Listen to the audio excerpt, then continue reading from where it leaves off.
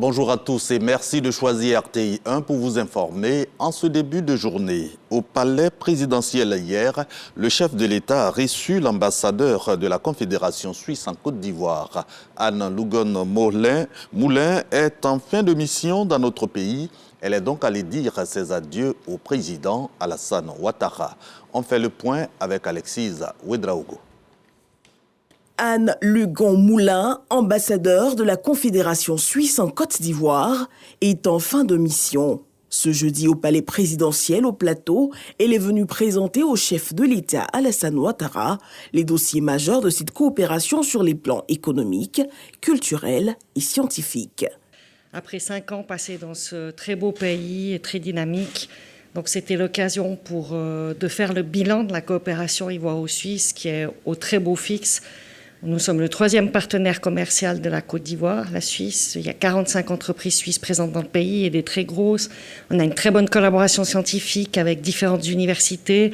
Dans le domaine culturel, on a lancé des négociations pour un accord de restitution des biens culturels. On a plus de 20 projets de développement, notamment dans le nord de la Côte d'Ivoire, pour aider le gouvernement et le pays dans cette zone-là. La diplomate dit son admiration pour les progrès réalisés par la Côte d'Ivoire ces dernières années, non sans témoigner sa gratitude pour la qualité de la coopération. C'était évidemment pour moi l'occasion de dire toute ma gratitude et toute mon amitié aux autorités ivoiriennes et en particulier Monsieur le Président de la République, Son Excellence Alassane Ouattara, et aussi féliciter la Côte d'Ivoire pour les progrès qu'elle a fait depuis les 5 dernières années. Je suis là depuis 5 ans, donc j'ai vu tout ce cheminement. Et aujourd'hui, la Côte d'Ivoire est un hub régional économique d'importance, y compris pour les entreprises suisses qui desservent toute la sous-région. Et évidemment, un facteur de stabilité très important pour la sous-région et pour l'Afrique en général. Donc, ce fut un entretien extrêmement cordial et très riche en informations. Notons que dans le cadre de la coopération culturelle, la Suisse appuie la Côte d'Ivoire pour la construction du musée archéologique de Saint-Grobo à Ouati, le tout premier en Afrique francophone. Restons avec Alexis Ouedraogo, toujours au palais présidentiel. Hier s'est réuni le Conseil national de sécurité. Cette réunion présidée par le président Alassane Ouattara a examiné plusieurs questions: orpaillage illégal, sécurité routière et sécurité nationale. Le Conseil se félicite des excellents résultats enregistrés ces derniers mois. Communiqué du Conseil national de sécurité. Une réunion du Conseil national de sécurité s'est tenue ce jeudi 11 juillet 2024 au palais de la présidence de la République sous la présidence de son Excellence M. Alassane Ouattara, président de la République. À la suite de la présentation du ministre de l'Intérieur et de la Sécurité, le Conseil national de sécurité note avec satisfaction que la situation sécuritaire générale continue d'être stable sur l'ensemble du territoire national. Ce bilan satisfaisant traduit l'efficacité des nombreuses opérations de sécurisation régulièrement menées dans notre pays. À ce titre, le Conseil national de sécurité se félicite des excellents résultats enregistrés dans le cadre de la lutte contre l'orpaillage illégal en Côte d'Ivoire. Ces résultats remarquables sont le fruit des actions menées par le groupement spécial de lutte contre l'orpaillage illégal créé en 2021 et la brigade spéciale de surveillance et d'intervention, dont une base avancée a été installée en janvier 2024 à Noé par le ministre des Eaux et Forêts en vue de lutter contre la pollution des fleuves transfrontaliers Tanoé et Bia entre la Côte d'Ivoire et le Ghana. Ainsi, les résultats majeurs enregistrés par ces deux entités depuis leur création jusqu'au mois de juin 2024 concernent l'interpellation de plus de 1600 individus, le déguerpissement de plus de 900 sites d'orpaillage illégal, la destruction de nombreux équipements, dont près de 4200 dragues, 4000 concasseurs, 1800 motopompes et plus de 69 000 abris de fortune. La saisie d'environ 900 millions de francs CFA et 20 kg d'or, ainsi que de divers autres matériels, dont 1400 motopompes et 315 pelleteuses, et la régularisation administrative de 246 orpailleurs semi-industriels et artisanaux, qui a valu une augmentation de la production nationale d'or de près de 19 milliards de francs CFA de 2021 à 2023. Au regard de ce bilan significatif, le président de la République adresse ses félicitations au Premier ministre, chef du gouvernement, au ministre en charge de la Défense, de la Sécurité et des Eaux et Forêts, ainsi qu'au Grand Commandement et à l'ensemble des forces de défense et de sécurité, notamment les éléments du groupement spécial de lutte contre l'orpaillage illégal et de la brigade spéciale de surveillance et d'intervention, pour tous les efforts déployés dans le cadre de la lutte contre ce fléau de l'orpaillage illégal. Le Conseil national de sécurité déplore cependant les nombreuses difficultés auxquelles sont confrontés ce groupement et cette brigade dans l'exercice de leur mission, notamment l'hostilité de certaines populations locales favorables à l'orpaillage illégal.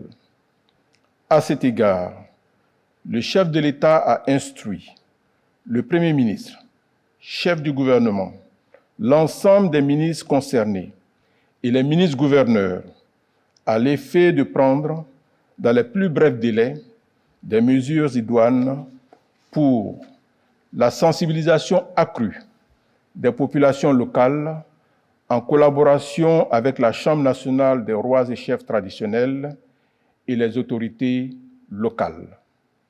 Le renforcement des capacités humaines et opérationnelles du groupement spécial de lutte contre l'orpaillage illégal et de la brigade spéciale de surveillance et d'intervention, le renforcement de la sécurisation et de la coopération transfrontalière dans les zones frontalières impactées et la mise en œuvre diligente du dispositif ivoiro-ghanéen de surveillance des fleuves Tanoé et Bia.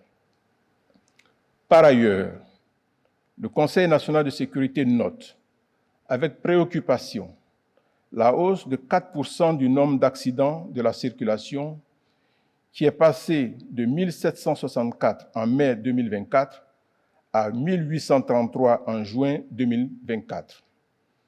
Toutefois, le Conseil national de sécurité constate une baisse du nombre d'accidents mortels de 25% sur la même période.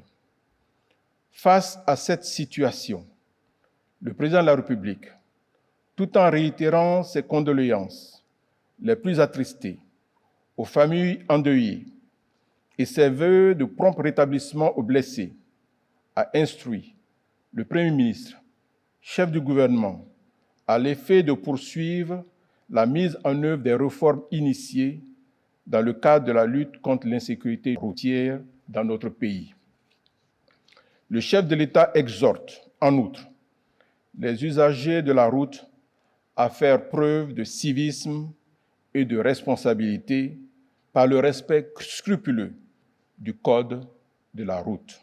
À l'issue de la rencontre, le président de la République, satisfait du bilan sécuritaire général, a réitéré ses félicitations au Premier ministre, chef du gouvernement, au ministre en charge de la Défense, de la Sécurité et des Eaux et Forêts, au Grand Commandement, de même qu'à l'ensemble des acteurs engagés dans la sécurisation et la stabilité de notre pays.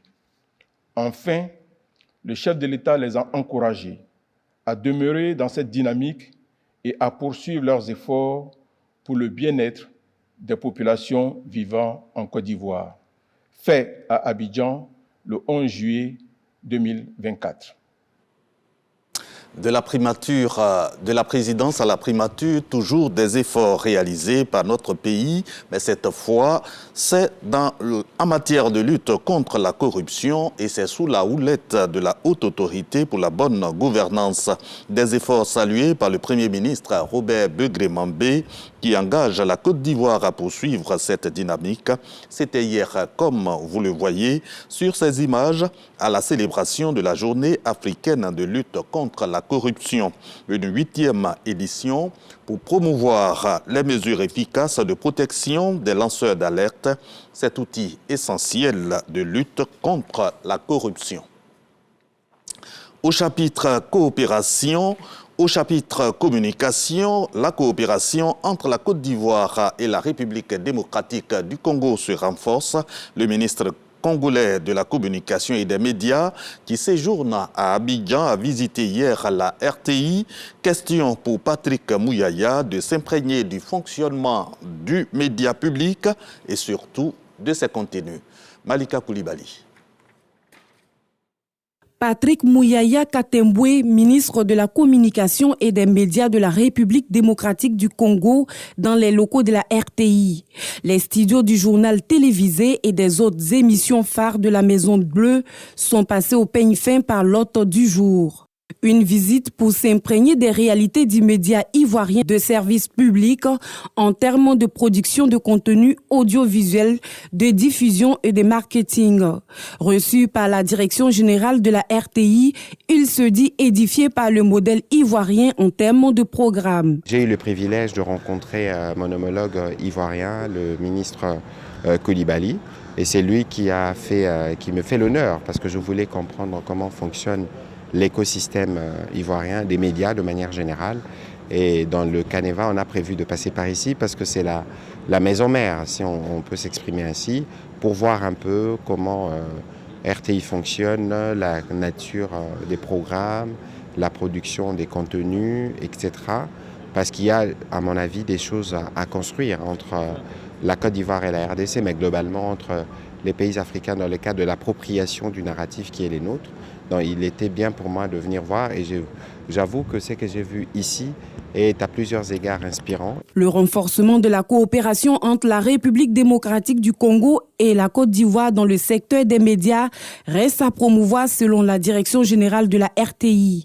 Des initiatives en termes d'échange de flux audiovisuels congolais et ivoiriens sont prévues dans les prochains mois.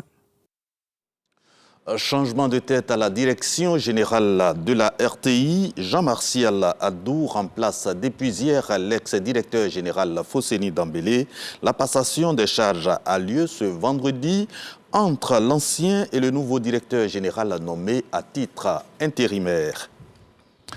L'actualité internationale nous conduit d'abord aux États-Unis. Le président Joe Biden, pas toujours rassurant, le candidat du Parti démocrate aux élections de novembre 2024 s'est bien mal illustré à la conférence de fin de sommet de l'OTAN. Chez nous, en Afrique, spectaculaire évasion de 200 détenus terroristes de la prison de Koutoukale au Niger. Fin de ce journal, merci de nous avoir suivis. L'actualité revient à 10 h. Excellente fin de semaine à vous tous sur RTI 1.